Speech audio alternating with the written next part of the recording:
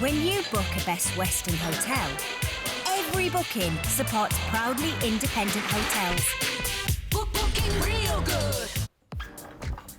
Welcome to Headingley Stadium with myself, Jamie Jones-Buchanan. Come and join me in box number 2 for this week's weekly roundup in partnership with Best Western Hotels GB. Our first guest in box 2 is Leeds Rhinos Women's team's loose forward, Georgia Hale, also the partner of Sammy Lazzoni. How are you, Georgia? How have you settled into your time in Leeds? Yeah, no, I'm loving it. It's so cool to be here. Sam actually had a few steps ahead of me, so he was attempting to settle in, but now that we're here together, it's super cool. We're at the same club, we're doing the same thing, chasing the same dream, so loving it. Amen to that. Not the best result for the men's team at the weekend, well, Thursday night. What's he like during the weekend when he's come off the back of a defeat? I'd say his prep was good, and then obviously the result, things change. So sometimes I think me being in the space too and playing a bit of footy, I do acknowledge that, and I kind of like let him be. But yeah, I made it down to Warrington, which is super cool. It was my first Super League experience. Yep. It was wild, so much noise. It was one way to kick off the Super League. So although the result wasn't great, like just the atmosphere alone, very cool. So I'm excited to see what we can do as Leeds supporters here for the boys on Friday. I think it's been really interesting. The opening week has been really good. I mean, the event there at Lee Leopards and some of the crowds in the opening week has been bigger than expected, to be fair. What's your take on the crowds in and around Super League and certainly the first week? Yeah, well, it's all new to us. So I was even saying before, I can't believe that people just stand up for the entire game. We're so used to being in the stands, sitting down. But I love the passion, I love the heart behind each supporters, and they don't mind what comes out of their mouth. They just want to know that their team knows just how much they're behind them. So I love that, and I reckon it's only early days for the Leeds boys. Yeah, they had a knock, but I reckon as the season goes on and they get a few more games here, it's going to be cool to see. Absolutely, looking forward to the game against Hull this weekend. But I thought Sam had some really good carries, actually. Interestingly, I thought about my wife when I was during my career. She used to give me a bit of stick and the banter and all the rest of it. And a lot of it, to be fair, was pretty frivolous. But you're a player, so you can challenge him technically, tactically as well. Do you have those little debates? A little bit. I know whatever I say, he can easily say it back. So sometimes I'm mindful with my words how big of a critic I want to be on him, because he could probably get me tenfold. So I let him be, and I think I'd be more in his corner as a partner than as a player. Like it, bit of moral support there as well. I've got to mention St Helens did an outstanding job winning the World Club Challenge against Penrith Panthers. Underdogs as well. A lot of people didn't give them a chance. I was wondering actually all week, how do you beat Saints, a team that's so congruent, so well tuned in such a big occasion, and they proved to be the best team, and many would say arguably the best team of all time in terms of Super League. But what did you make of that game? No, massive. I just think way to fly a flag so far from home for those boys.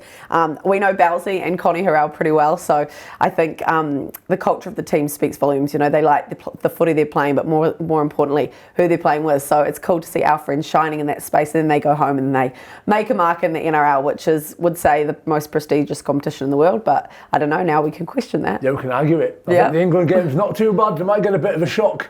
In terms of intensity, that's what stood out for some of the better teams for me, whether it be in the World Cup or whether it be opening round the Super League. The teams that can raise the tide, the bar, seem to get the victories. Now, you guys have been training, you've been on an army camp, you've been working hard, getting ready for the women's season, which isn't too far off. How's that army camp and how's that pre-season preparation gone? Yeah, it was good. It was probably the best way to come into a space, not knowing anyone, not knowing the coaches, to show a little bit of vulnerability, and then like vice versa with my teammates. So, as the girls would say, the girls are class. Everything we do is pretty sound, but no, they're so cool, and it's been the best welcoming. I guess even them learning my language, vice versa, understanding their language. But it's been very cool. I'm very fortunate for the space I've landed into. It's a double signing as well, yourself and Sam coming into the Leeds Rhinos culture, and we're really happy and excited to have you. What's been your take on Leeds Rhinos, Leeds as a city, and what did you know about Leeds before you joined us? I guess from the outside looking in, like when we were back over home, we knew Leeds was a prestigious club. Like I feel like they've got a name for themselves, but then to be here, and to be on the ground and see how much work they do, not only in the footy space, but the communities they work in, it's pretty cool to be. So for us both, we're excited to see what our footy ventures take us on, but even just to be in the community and give back to a game that's given us heaps. Community is massive. I mean, the Leeds Rhinos Foundation, our whole motto, in fact the club, the Rhinos, is to change lives through sport. And you've got a role, you've got a job with the foundation. What does that look like and entail week to week? Yeah, well, the foundation, they're doing so much groundwork. So they're working in spaces of the women's game where I probably will particularly be working just through my own experiences.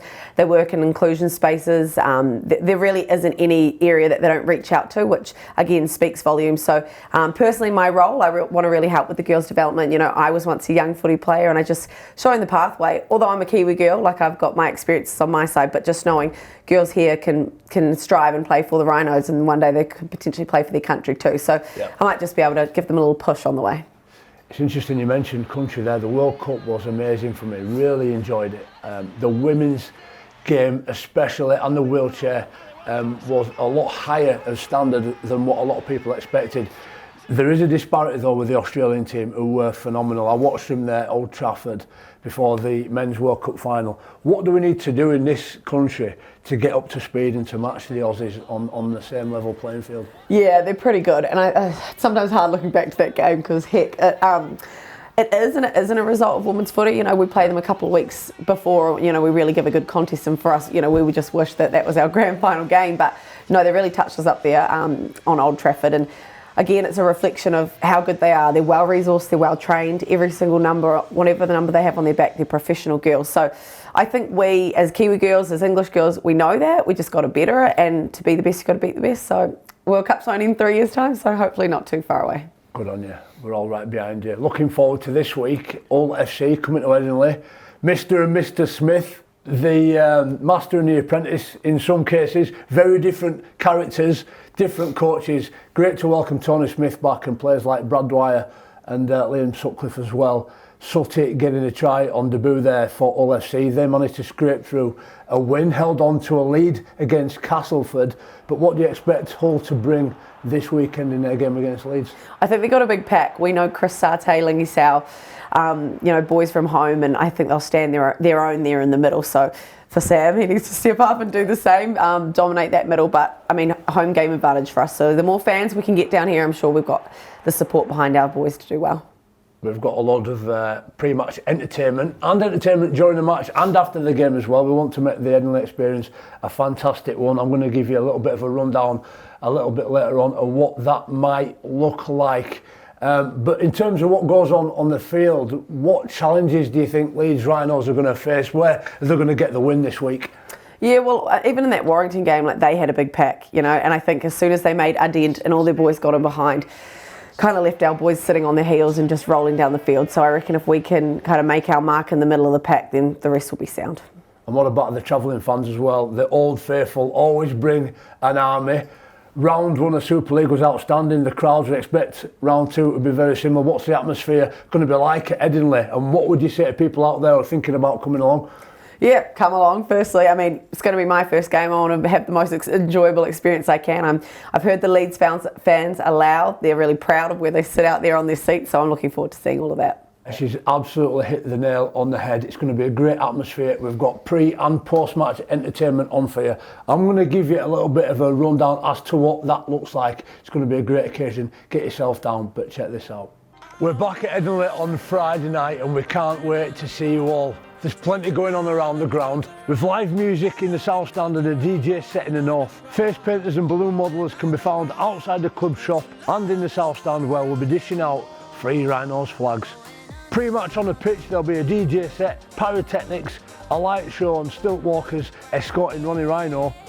Then of course the main event as Rowan Smith takes on Uncle Tony when the Leeds Rhinos go head to head with Hull FC. And finally, if you like a bargain, be sure to get in early and save 50% on all draft pints up to 6 PM in these very special compostable, biodegradable, sustainable cups.